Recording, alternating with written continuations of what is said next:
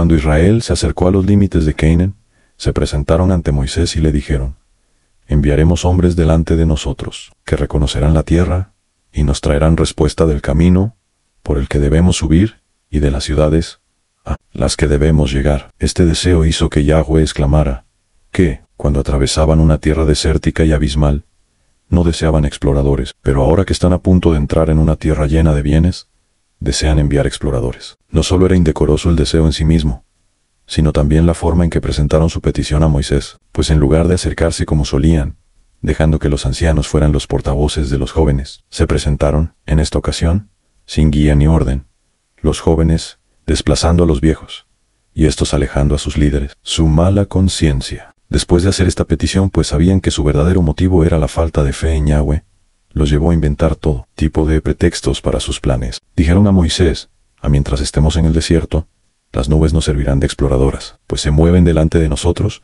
y nos muestran el camino. Pero como éstas no nos acompañarán en la tierra prometida, necesitamos hombres que nos exploren la tierra. Otra súplica que presentaron para su deseo fue: dijeron: los cananeos temen un ataque nuestro, y por lo tanto, escondieron sus tesoros. Por eso queremos enviar espías allí a tiempo, para que nos descubran dónde esconden sus tesoros. Intentaron, por otros medios, dar la impresión a Moisés de que su único deseo era precisamente cumplir la ley. Dijeron: no nos has enseñado que un ídolo al que ya no se rinde homenaje puede usarse, pero de lo contrario, debe ser destruido. Si ahora entramos en Canaán y encontramos ídolos, no sabremos cuáles fueron adorados por los cananeos, y deben ser destruidos, y cuáles ya no fueron adorados para que pudiéramos usarlos. Finalmente, le dijeron a Moisés: tú, nuestro maestro, nos has enseñado que Yahweh, poco a poco, expulsaría a los cananeos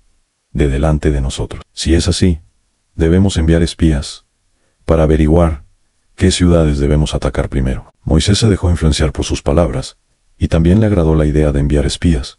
Pero, como no quería actuar arbitrariamente, sometió a Yahweh el deseo del pueblo. Yahweh respondió: no es la primera vez que desmienten mis promesas. Incluso en Egipto me ridiculizaron. Ahora se les ha vuelto una costumbre, y sé cuál es su motivo para enviar espías. Si quieres enviar espías, hazlo, pero no finjas que te lo he ordenado. A Moisés eligió entonces a un hombre de cada tribu, con excepción de Leví, y los envió a reconocer la tierra. Estos 12 hombres eran los más distinguidos y piadosos de sus respectivas tribus, tanto que incluso Yahweh dio su aprobación a la elección de cada uno de ellos. Pero, apenas nombrados, tomaron la perversa decisión de difundir una mala noticia sobre la tierra y disuadir al pueblo de trasladarse a Canaán. Su motivación era puramente personal, pues creían que conservarían sus cargos al frente de las tribus mientras permanecieran en el desierto, pero que serían despojados de ellos al entrar en Canaán. Un reflejo de la maldad de estos hombres son sus nombres, que apuntan a sus acciones impías. El representante de la tribu de Rubén se llamaba Samúa, hijo de Zacar, porque no obedeció a Yahweh, lo cual le fue imputado como si hubiera practicado la hechicería. Safat, hijo de Ori, era el representante de Simeón. Su nombre significa no dominó su mala inclinación, y por lo tanto se fue con las manos vacías, sin haber recibido posesión en la tierra de Israel. La tribu de Issacar estaba representada por Igal, hijo de José. Llevaba este nombre porque manchó la reputación de la tierra santa, y por lo tanto, murió prematuramente. El representante de Benjamín era Palti, hijo de Rafú, llamado así, porque escupió las buenas cualidades que antes tenía, y por lo tanto, se desvaneció. El nombre de Gadión, hijo de Sodi, representante de Zabulón, significa: profirió infamias contra Yahweh al ejecutar el plan secreto de los espías. El representante de Manasés, Gadi, hijo de Susi, recibió ese nombre porque blasfemó contra Yahweh y despertó su ira, pues fue él quien dijo de la tierra: devora a sus habitantes. Pero el peor de ellos fue Emil, hijo de Gemali, representante de Dan, pues fue él quien dijo: la tierra es tan fuerte que ni siquiera Yahweh pudo subir contra ella. De ahí su nombre Q significa: él eclipsó la fuerza de Yahweh. Fue castigado según sus malas palabras, pues no entró en la tierra. Prometida, el representante de Aser, fue Setur, hijo de Miga, quien había decidido actuar contra Yahweh, y en lugar de decir: ¿quién como Yahweh?, dijo: ¿quién es Yahweh? El representante de Neftalí se llamaba Nabi, hijo de Babsi, porque suprimió la verdad, y la fe no tuvo cabida en su boca, pues profirió mentiras contra Yahweh. El último de estos espías, el representante de Gad, llevaba el nombre de Jeuel hijo Dumachi, porque se sintió humillado por haber incitado a decir falsedades contra Yahweh, así como los 10 pecadores recibieron nombre según sus acciones. También los nombres de los 2 espías piadosos correspondieron a sus acciones piadosas. El representante de Judá se llamaba Caleb, hijo de Jefón, porque dijo lo que sentía en su corazón y se apartó del consejo del resto de los espías. El representante piadoso de Efraín era Oseas, hijo de Nun, un nombre apropiado para él, pues era muy comprensivo y no fue atrapado como un pez por los espías. Moisés, quien percibió, incluso al enviar a los espías, las malas intenciones que albergaban, cambió el nombre de Oseas a Yahoshua, diciendo, que Yahweh te proteja, para que no sigas el consejo de los espías. Este cambio de nombre, provocado por la prefijación de la letra Yud, finalmente silenció las lamentaciones de esta letra, pues desde que Yahweh cambió el nombre de Sarai a Sara, la letra Yod solía rodear el trono celestial y lamentarse. ¿Será acaso porque soy la más pequeña de las letras que me has quitado del nombre de la piadosa Sara? Yahweh acalló esta letra, diciendo, antes estabas en un nombre de mujer, y además, al final, no te pondré en un nombre de hombre, y, además, al principio, esta promesa se cumplió cuando el nombre de Oseas fue cambiado a Yahoshua. Cuando los espías emprendieron su camino, recibieron instrucciones de Moisés sobre cómo comportarse y que debían observar en particular. Les ordenó no andar por los caminos, sino por senderos privados, pues aunque la Shakina los seguiría, no debían correr peligro innecesario. Sin embargo, si entraban en una ciudad, no debían escabullirse como ladrones por los callejones, sino presentarse en público y responder a quienes les preguntaran qué querían diciendo, solo vinimos a comprar granadas y uvas. También negó rotundamente cualquier intención de destruir los ídolos o de talar los árboles sagrados. Moisés dijo además, observen cuidadosamente qué tipo de tierra es, pues algunas tierras producen gente fuerte y otras débil, algunas tierras producen mucha gente y otras poca. Si encuentran a los habitantes viviendo en lugares abiertos, sepan que son guerreros poderosos y dependiendo de su fuerza, no temen ataques hostiles. Sí, en cambio, viven en una fortaleza, son débiles, y por temor a los extraños, buscan refugio dentro de sus murallas. Examinen también la naturaleza del suelo. Si es duro, sepan que es fértil, pero si es blando, es magro. Finalmente, les pidió que preguntaran si Job seguía vivo, pues si estaba muerto, sin duda, no debían temer a los cananeos, pues no había un solo hombre piadoso entre ellos, cuyos méritos pudieran protegerlos. Y en efecto, cuando los espías llegaron a Canaán, Job murió, y encontraron a los habitantes de la tierra junto a su tumba, participando del banquete fúnebre, el 27º día de Sibón. Moisés envió a los espías desde Ketz Barnea, en el desierto de Parán, y, siguiendo sus instrucciones, se dirigieron primero al sur de Canaán, la zona más pobre de la tierra. Santa Moisés actuó como los comerciantes, que primero muestran las mercancías más pobres, y luego las de mejor calidad. Por lo tanto, Moisés deseaba que los espías vieran mejores partes de la tierra a medida que se adentraban en ella. Al llegar a Hebrón, pudieron apreciar la bendición de la tierra que se les había prometido, pues aunque Hebrón era la zona más pobre de toda Canaán, seguía siendo mucho mejor que Zoán, la zona más excelente. Por lo tanto, cuando los hijos de Cam construyeron ciudades en diversas tierras, fue Hebrón la que erigieron primero, debido a su excelencia, y no Zoán, que construyeron en Egipto 7 años después. Su avance por la tierra fue en general fácil, pues Yahweh así lo había dispuesto, de modo que tan pronto como los espías entraban en una ciudad, la plaga la azotaba, y los habitantes, ocupados en el entierro de sus muertos, no tenían tiempo ni ganas de preocuparse por los extranjeros. Aunque no encontraron mal alguno por parte de los habitantes, la visión de los 3 gigantes, Ahimán, Shishai y Talmai, los aterrorizaba. Estos eran tan inmensamente altos que el sol les llegaba solo a los tobillos, y recibían sus nombres según su tamaño y fuerza. El más fuerte de ellos era Ahimán. Al contemplarlo uno se imaginaba estar al pie de una montaña, a punto de derrumbarse, y exclamaba involuntariamente, ¿qué es esto que me viene encima? De ahí el nombre, Ahimán, fuerte, como el mármol era. El segundo hermano, por lo que se le llamó Shishai, mármol. Las poderosas zancadas del tercer hermano levantaban parcelas del suelo al caminar. De ahí que se le llamara Talmi, parcelas. No solo los hijos de Anak eran de tal fuerza y tamaño, sino también sus hijas, a quienes los espías vieron por casualidad. Pues cuando éstas llegaron a la ciudad habitada por Anak, llamada Quiriotarba, ciudad de los cuatro, porque el gigante Anak y sus 3 hijos vivían allí, quedaron tan aterrorizadas que buscaron un escondite. Pero lo que creían una cueva era solo la cáscara de una enorme granada que la hija del gigante había tirado. Como descubrieron más tarde, para su horror, pues esta muchacha, tras comer la fruta, recordó que no debía enfadar a su padre, dejando la cáscara allí. Así que la recogió con los 12 hombres que estaban dentro, como se recoge una cáscara de huevo, y la arrojó al jardín, sin percatarse de que había arrojado con ella a 12 hombres, cada uno de 60 codos de altura. Al salir de su escondite se dijeron: mirad la fuerza de estas mujeres, y juzgad a los hombres por su estandarte. Tan pronto tuvieron la oportunidad de poner a prueba la fuerza de los hombres, pues en cuanto los 3 gigantes se enteraron de la presencia de los israelitas, los persiguieron sin embargo. Los israelitas descubrieron con qué clase de hombres se estaban comportando, incluso antes de que los gigantes los alcanzaran. Uno de los gigantes gritó, y los espías cayeron al suelo como muertos, de modo que a los cananeos les llevó mucho tiempo resucitarlos con la ayuda de la fricción y el aire fresco. Ante esto los cananeos les dijeron: ¿por qué vienen aquí? ¿No es el mundo entero de su Elohim?